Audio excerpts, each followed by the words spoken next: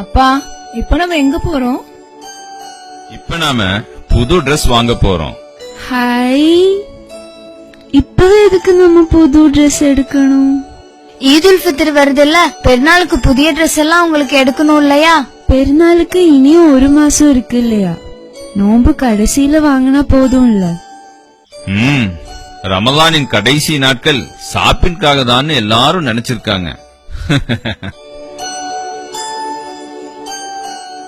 குழந்தைகளா, புண்ணியமிக்க ரமலான்ல இரவுகளும் பகல்களும் வழிபாடுகளிலும் பிரார்த்தனைகளிலும் அதுபோன்ற நல்ல காரியங்களில் தானே ஈடுபட வேண்டும். குறிப்பா கடைசி 10 நாட்களின் எல்லா நேரங்களும் மிக மிக மகத்துவமானதும் சிறப்பானதும் தானே. அதனால நம்முடைய நேரங்கள் ஷைத்தானுக்கு விருப்பமான கடைவீதிகளில் வீணாக்க கூடாது.